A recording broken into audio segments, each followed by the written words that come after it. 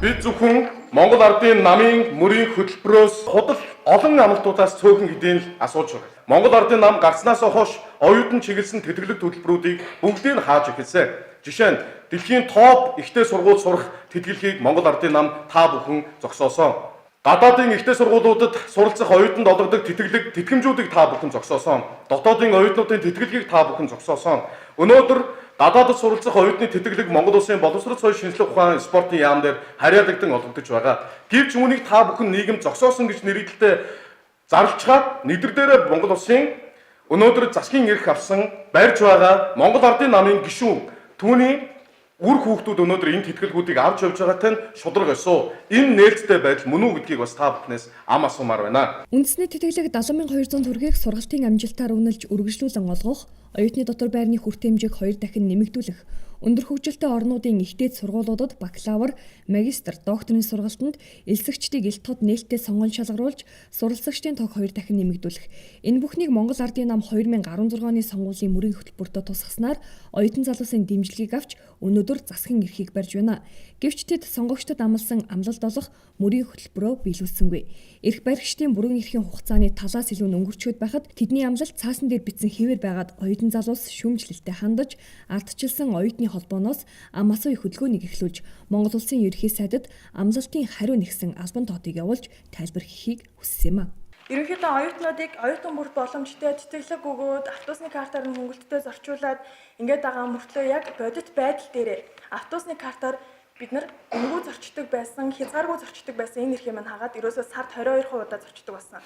Тэтгэлгүүдээс ихэнхийг нь зогсоосон. За энэ дээр жишээ хэлэх юм бол засгийн газрын гэрээгээр Монгол улсаас гадаадд суралцдаг оюутнуудын тоо 16 онтой харьцуулахад 258-аас 123 болж буурсан байгаа. Энэ нь бол яг 52.4 байр буюу тал хуваараа буурсан. За тэгээд засгийн газрын гэрээгээр Монгол улсад сурагчдын тэтгэлгийн хувь бас 23%-аар буурсан байгаа. За төрийн албан хаагчдын нэг хүүхдийг үн төлбөргүй төрөөс заадаг байсан. Энэ тэтгэлгийг бас тэр чигээр нь зогсоосон байна. За багшлах дадлагын тэтгэлгийн зардлыг бас 2018 оноос тэр чигээр нь зогсоосон байна. 16 онд 461 оюутанд багшлах дадлагын тэтгэлэг олгодог байсан бол 2018 оноос бүгдийг зогсоосон. За тэгээд шилдэг ихтэй сургуулиудын тэтгэлгийг 2018 оноос тэрчээр нь хаасан 2016 онд 251 оюутанд олгодог байсан бахнэ. Монгол Ардын намын өөрийнх нь пэйж хуудас, өөрийнх нь вебсайт дээрээс байрлаж байгаа. Энэхүү Монгол Ардын намын мөрийн хөтөлбөрийн та бүхэн оюутан бүр ороод хараарай. 1-ийн 3 дугаар зүйлийг. За мөн дээрээс нь бид бүхэн дангац оюутан залууч гэхгүй Монгол улсын ирээдүйн төлөө бас дуурах ёстой. Тэгэхээр Монгол улсын хэмжээнд өнөөдрийн байдлаар 0-5 насны 390 мянган хүүхэд амьдарч байна. За нийслэлийн хэмжээнд 1 сарын 14-ний өдрийн байдлаар эмнэлгийн хүүхдийн орны ач холбогдол 53.2% хүрээд байна.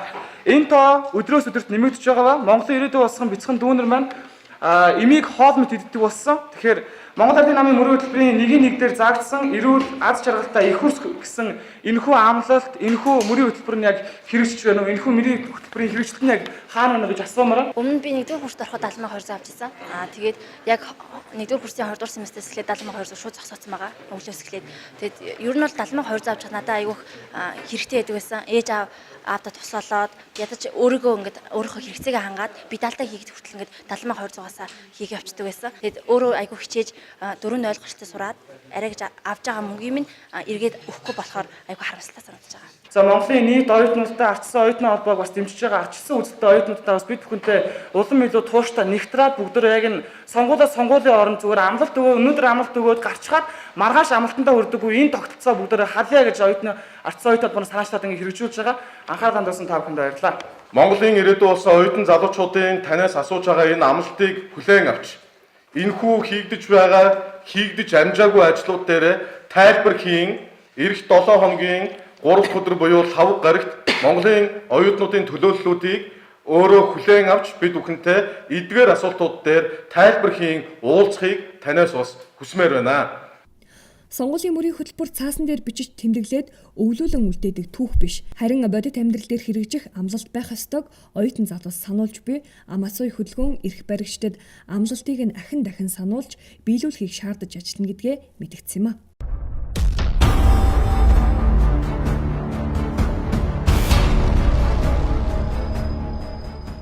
Би сурах эрмэлзэл дүүрэн Монгол оюутан 2016 оноос бидний авдаг байсан бүх тэтгэлгүүдийг зогсоосон. Оюутан мөрийг хөгжүүлнэ, дэмжинэ гэж худал ярьж дээр гарсан томчуудаас оюутан залуучууд бид ам асууж байна.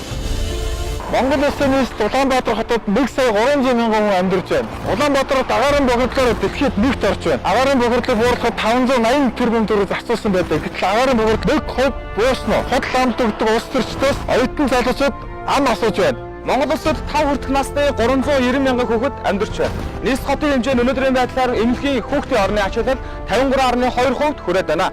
Монголын ирээдүйг болсон хүүхэд багчууд энийг хоол мэд хэрэглэх боллоо. Хүүхдийн төлөө заагсан амлалтууд хаана байна? Хатуу сэтгэлтэй дарамтаас ам асууя.